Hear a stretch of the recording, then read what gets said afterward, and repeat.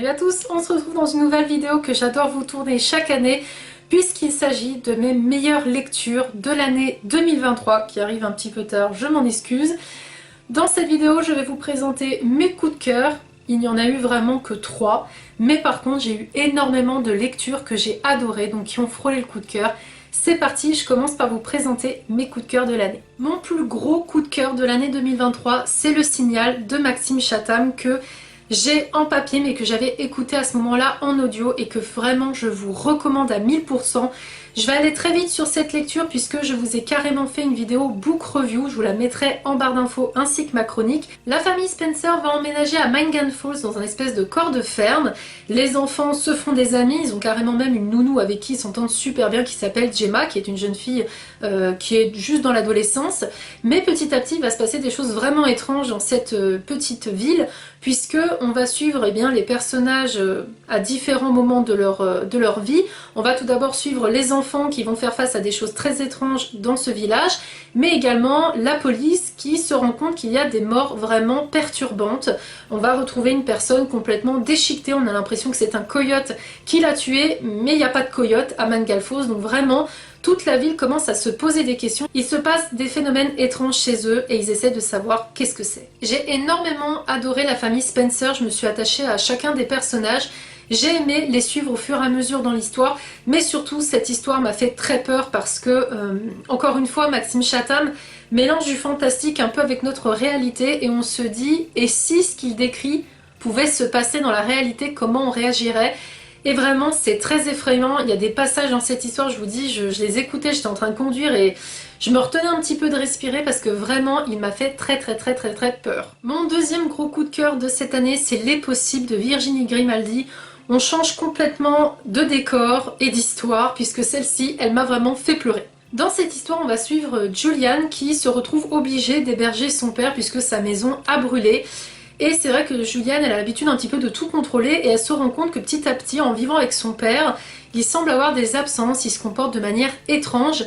Elle, ça l'insupporte un petit peu, mais surtout, elle s'inquiète pour lui parce qu'elle a l'impression qu'il est en train d'avoir une maladie grave. Le père de Julian, c'est un homme qui aime la vie, mais surtout qui en a rien à faire de ce que peuvent penser les autres.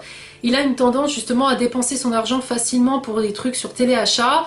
Il vit sa vie à 1000%, ce qui est complètement l'inverse de sa fille qui elle a plutôt tendance à se restreindre et voire surtout à essayer de passer invisible. J'ai beaucoup aimé le père de Julian, donc Jean, qui vit cette vie à 1000%, qui n'a pas peur de dire ce qu'il pense tout haut. Il ne se prend pas la tête, il profite en fait de chaque instant et c'était vraiment une belle morale cette histoire. Pareil, je ne vais pas rentrer forcément trop dans les détails puisque j'ai fait une vidéo book review une fois de plus dessus. Je vous la mettrai en barre d'infos avec la chronique, mais ça a été une histoire qui a été vraiment bouleversante. Elle nous sensibilise sur le fait qu'on n'est pas éternel, nos proches ne le sont pas, et qu'il ne faut pas manquer des moments de partage à faire avec sa famille ou avec même ses amis. On a une seule vie et ça serait bête vraiment de la laisser passer à côté. Donc vraiment un très gros coup de cœur pour cette histoire et je vous la recommande à 1000%. Et enfin, mon troisième coup de cœur de cette année, c'était Nevernight, le tome 3 de Jay Kristoff. J'ai envie de dire, ça ne peut pas vous étonner, puisque cette saga aura été un coup de cœur jusqu'au bout. J'ai d'ailleurs fait une vidéo Zoom Saga, je vous la mettrai en barre d'infos si vous avez envie de la découvrir. Sachez juste que c'est une saga très sombre, très obscure. On suit Mia qui est une lame de l'église rouge qui en fait veut tout faire pour devenir la meilleure criminelle quelque part et tuer surtout les personnes qui s'en sont prises à sa familia il y a des années en arrière quand elle était encore une enfant. Elle peut compter sur une espèce d'ombre qui est une ombre chat mais qui n'est pas un chat. Potentiellement peut-être un démon, on ne sait pas trop. En tout cas, elle peut compter sur cet ombre chat pour l'aider à boire sa peur et donc la rendre un peu invincible face aux différents événements qu'elle va devoir affronter, que ce soit des créatures ou même des êtres humains. C'est une saga chargée en action, en sang, on a aussi du sexe assez détaillé. Ça part vraiment dans tous les sens, c'est un cocktail explosif mais vraiment addictif. Je ne peux que vous recommander cette saga, donc n'hésitez pas à aller voir ma vidéo Zoom Saga en barre d'infos. Concernant les lectures que j'ai adorées, il y a tout d'abord eu La Ligne Verte de Stephen King où j'ai carrément fait une vidéo livre-film qui sera en barre d'infos, que ce soit le livre ou le film, j'ai été vraiment très touchée. On suit Paul Edgecombe qui est un gardien de prison, mais surtout de la ligne verte comme on appelle, ce sont eh bien, les cellules qui contiennent des criminels destinés à la chaise électrique. Miss 100 000 volts comme on la surnomme eh bien, dans l'équipe de Paul Edgecombe, sauf qu'il va y avoir John Caffey, un criminel qui va être amené, donc c'est un homme très fort, très puissant, qui a la couleur noire. Malheureusement on est aux États-Unis en 1932, donc c'est encore très raciste cette époque-là, et elle l'est encore quelque part encore aujourd'hui. Et en fait, Paul Edgecombe, il ne comprend pas comment cet homme peut être enfermé. Il a été enfermé pour le viol et le meurtre de deux sœurs très jeunes. Et il ne comprend pas parce que cet homme a l'air d'être la bonté incarnée, il ne ferait pas de mal à une mouche, il ne ferait même pas de mal à une souris qui va venir lui rendre visite. Donc vraiment, Paul ne comprend pas et va essayer d'en savoir un peu plus sur eh bien, ce détenu pour savoir si vraiment il est coupable ou pas, parce qu'il est quand même condamné à mort et il va devoir se faire électrocuter sur la chaise électrique. Donc c'est vraiment une histoire qui est très sombre, très sensible, très dure à lire ou à regarder en film. Moi, déjà le livre, j'étais en pleurs et je l'ai écouté en version audio. Mais surtout, le film, j'ai cru que j'allais jamais m'en remettre, tellement il m'a émue. Il y a beaucoup de passages où j'étais très mal, et encore aujourd'hui je m'en rappelle. Je ne pense pas que je le regarderai à nouveau, tellement il m'a marqué, il m'a perturbé ce film, et vraiment, je vous invite à aller voir mon avis livre-film, parce que cette histoire est vraiment très touchante. Une autre lecture que j'ai adorée, c'est Derrière la haine de Barbara Abel. Il s'agit ici d'un thriller domestique, qui est une duologie. J'ai beaucoup aimé aussi le tome 2, mais c'est vrai que ce tome 1, je l'ai vraiment adoré. Ensuite, d'un côté, Tiphaine et Sylvain, et de l'autre côté, Laetitia et David. Ces deux couples partagent une maison jumelée, en fait, hein, un peu juste séparée par le jardin, et bien ces deux familles, en plus, elles ont chacun un petit garçon d'à peu près le même âge. Donc tout semble rouler pour le mieux, hein, ils s'entendent super bien, ils s'invitent souvent les uns chez les autres, ils se gardent des enfants mutuellement, etc. Et il va y avoir un jour un drame, et petit à petit, eh bien, ces amis vont devenir des ennemis, voire même eh bien, se rendre la balle au niveau de la culpabilité.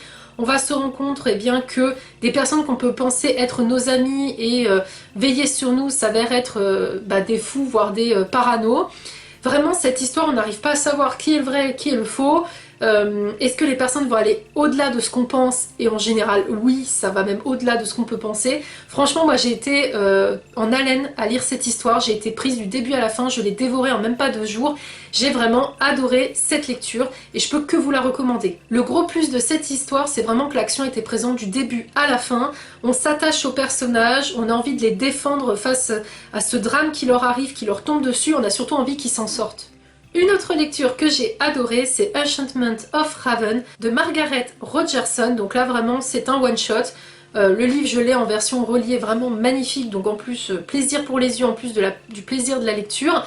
Là on est sur une histoire où on va retrouver Isabelle qui est une jeune artiste peintre et qui a l'habitude d'être assez connue. Hein. Elle peint notamment des immortels, des faées. Et un beau jour, on va lui ramener une autre personne d'une cour assez élevée et elle va peindre son portrait. Cette personne, c'est Corneille, prince de l'automne. Et eh bien, Isabelle, elle va le peindre d'une manière interdite puisqu'elle va réussir à retranscrire les émotions du prince, ce qui va le discréditer et être dangereux pour sa vie parce qu'un faé ne doit pas montrer ses émotions. Donc Isabelle, elle va être obligée de suivre Corneille pour répondre de son crime. J'ai adoré suivre Isabelle qui, elle, vraiment est passionnée par ce qu'elle fait, elle aime sa famille, on voit vraiment que les faées la rebutent, et à l'inverse on a Corneille qui est arrogant, sûr de lui, je suis le prince, etc. Donc le duo était assez explosif, et surtout ce que j'ai beaucoup aimé dans cette histoire, c'est qu'on n'hésite pas à montrer les défauts de la nature humaine, que ce soit par exemple Isabelle qui a les cheveux sales, etc. Où on a Corneille qui va regarder ses boutons, etc. Vraiment, pour une fois, on a des personnages qui ne sont pas lisses, qui ont des défauts humains, et ça fait du bien un petit peu de pas toujours avoir des personnages badass. Mon seul petit défaut de ce tome, ce qui a fait que ça n'a pas été un coup de cœur, c'est juste que la fin, elle est légèrement ouverte, et que j'aurais aimé vraiment une histoire fermée pour savoir ce qu'allait devenir Isabelle et Corneille de manière un peu plus sûre, parce que là vraiment ça nous laisse une possibilité sur leur avenir et c'est ce qui m'a un petit peu dérangée, mais sinon c'était une excellente lecture. Autre lecture que j'ai adorée, il s'agit du premier tome de la saga Doreen de Raven Kennedy. Donc le premier tome s'intitule Guild. Dans cette histoire on a Midas. Vous connaissez peut-être cette légende où tout ce qu'il touche se transforme en or, et notamment sa favorite qui, elle, est justement en or. Oren est donc la favorite du roi, elle est toute en or et elle vit dans une cage dorée comme un petit oiseau exposé comme un trophée pour le roi Midas. Elle est très amoureuse de ce roi, mais lui n'hésite pas à s'envoyer en l'air avec d'autres femmes devant elle, des pouliches royales comme on peut dire, donc vraiment entre guillemets là la femme elle est vraiment ramenée à la condition d'objet dans cette histoire, ce qui peut hérisser plus d'un poil, je vous l'accorde, mais l'histoire est vraiment prenante, on est absorbé par surtout l'action qui se déroule. On a envie en fait d'aider Oren. Alors il y en a, ils ont eu du mal avec ce personnage, moi je l'ai plutôt bien aimé, je l'ai comprise en fait, on sait qu'elle a un passé, on nous laisse sous-entendre qu'il a été difficile et que c'est le roi Midas qui l'a sauvée, donc forcément ça peut se comprendre qu'elle est tellement amoureuse de lui qu'elle ne se rend pas compte de leur relation qui est vraiment toxique. Par contre, je vous mets un gros warning sur une scène très malaisante de cette histoire. Il y a une scène de viol qui est très décrite, très détaillée. Donc si vous êtes amené à être pas bien à lire ce genre de scène, je vous invite à faire attention. Elle arrive à peu près vers la fin du roman, je préfère vous prévenir parce que moi quand je l'ai lu j'étais très mal.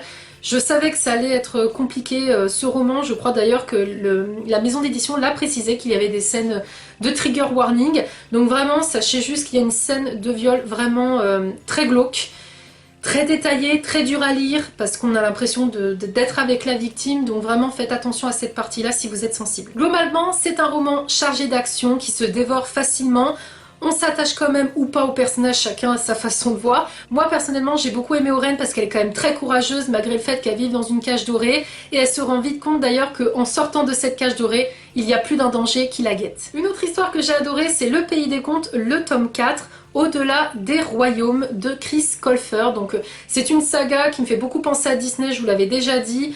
J'ai eu un coup de cœur pour le premier tome, le deuxième tome, le troisième tome j'ai bien aimé, et là ce quatrième il remonte encore une fois la barre parce que je l'ai adoré. Pour vous faire un rapide résumé, en fait on suit deux enfants qui sont des jumeaux, Alex et Connor, une fille et un garçon, et petit à petit au fur et à mesure des tomes on les voit grandir un peu à la Harry Potter. Dans le premier tome ils ont 11 ans, dans le deuxième tome 12 ans, etc. Donc là ils ont 14 ans dans ce tome 4, et à chaque fois ils vont se retrouver dans le Pays des Contes, en lien avec une histoire que leur lisait leur grand-mère, et ils vont devoir sauver les personnages de ce Pays des Contes qui est très souvent menacé, et ce sont des personnages qui eh bien, font partie un petit peu de l'univers Disney, ou en tout cas des contes qu'on connaît, comme Le Chaperon Rouge, Les Trois Petits Cochons, La Belle au Bois dormant, etc. C'est vraiment un livre jeunesse, mais les personnages évoluent, prennent en maturité, et moi franchement j'adore cette histoire. Je ne la trouve pas si enfantine que ça, mais en tout cas ça me permet de passer à chaque fois un très bon moment, donc je vous recommande cette saga. J'ai également adoré Le Parfum de Patrick Süskind. Je ne vais pas m'étaler dessus parce que j'ai carrément fait une vidéo livre-film également que je vous laisserai en barre d'infos. Mais cette histoire, on peut dire, elle est complètement sensorielle puisque on est au XVIIIe siècle et on va suivre Grenouille qui est un homme qui dès bien sa naissance va être maltraité par sa mère, il va être carrément abandonné. Il va être ballotté de nourrice par rapport à des foyers de l'église en foyer d'adoption, et à chaque fois eh bien, il va être mis de côté parce que c'est un être humain qui n'a aucune odeur, il ne sent ni bon ni mauvais, donc on a l'impression qu'il n'a pas d'âme. Mais par contre Grenouille il a un don, c'est qu'il est capable de différencier différentes odeurs, mais également des odeurs différentes d'un même élément. Exemple, l'odeur de l'herbe sèche, de l'herbe mouillée, de l'herbe qui a pris le soleil, etc. Il est capable vraiment de distinguer plusieurs odeurs, et son rêve c'est de créer le parfum parfait. Et pour ce faire, quoi de mieux eh bien, que de s'imprégner de l'odeur des êtres humains, et plus précisément de jeunes femmes qui sont jolies et vierges parce qu'elles n'ont pas été souillées par la main humaine. Cette histoire elle est très glauque, même si on n'a pas des détails de sanglants ou comment il peut s'en prendre à ses victimes. Cette histoire, il faut savoir qu'elle s'est inspirée d'un meurtrier espagnol qui lui eh bien, tuait des jeunes femmes pour en faire des savons. Donc là en fait l'auteur s'est inspiré un peu de ce tueur qui a existé, mais qui fait plutôt des parfums plutôt que de faire des savons. C'est très particulier, le film il est assez bien retranscrit au niveau de l'histoire.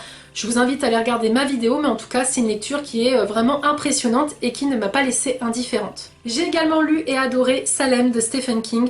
Là on est carrément eh bien, dans une bourgade où petit à petit les personnes disparaissent. Chaque nuit il y a des nouvelles personnes qui disparaissent et on se rend compte que petit à petit ça devient une ville fantôme. Qu'est-ce qui se passe? Est-ce qu'il y a un meurtrier? Est-ce qu'il y a des créatures étranges qui rôde à Salem et on va justement suivre plusieurs personnages qui vivent dans cette bourgade. La personne qu'on va surtout suivre, c'est Ben Mears qui est un auteur et qui va donc aller à Salem, autrement appelé Jerusalem Slot.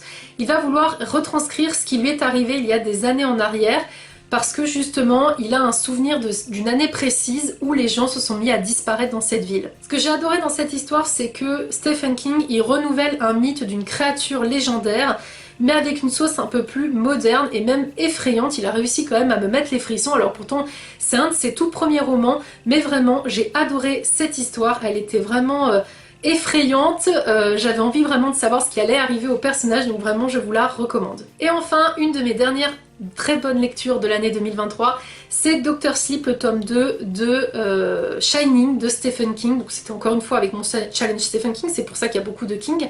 Et alors ce tome 2, je l'ai encore même préféré au tome 1. Le tome 1 j'avais bien aimé, mais alors ce tome 2 je l'ai adoré. Pareil, j'ai comparé le livre avec le film, donc n'hésitez pas à aller voir ma vidéo en barre d'infos, parce que je peux pas trop vous spoiler au niveau de l'histoire. Ce que je peux juste vous dire, c'est qu'on suit Danny. Dans le tome 1, c'est un jeune garçon, dans ce tome 2, c'est un adulte, et il va se rendre compte bien que il arrive à faire de la télépathie avec une jeune fille qui semble être en danger, puisqu'il y a une espèce d'organisation, comme un peu une secte, qui s'en prend à des personnes en particulier et qui les tue d'une certaine manière. Je peux pas trop rentrer dans les détails pour ne pas vous spoiler, mais en tout cas l'histoire elle est très effrayante. Il y a même un passage moi qui m'a mis très mal à l'aise. Pareil, j'ai écouté en audio et c'est vrai que voilà, il y a certains passages qui étaient très compliqués, et notamment dans le film une scène qui m'a mis très mal à l'aise et pareil qui était très dur à voir. Mais en fait, encore une fois, Stephen King arrive à jouer avec l'horreur, juste avec des êtres humains, à quel point, menés par leur folie, il peut faire des choses horribles. Donc vraiment, une super lecture, je ne peux que vous recommander de découvrir Shining, puis Dr. Sleep. Cette vidéo est maintenant terminée, j'espère qu'elle vous aura plu. N'hésitez pas à me dire si parmi les livres que je vous ai présentés, il y en a aussi que vous avez lus. Est-ce que vous les avez, comme moi, adorés, eu des coups de cœur ou pas? N'hésitez pas également à me lister, vous, quelles ont été vos meilleures lectures de l'année 2023. Et comme toujours, sinon, à me laisser un petit emoji en lien avec les lectures sucrées. Et je vous dis à très vite pour de prochaines vidéos. Salut!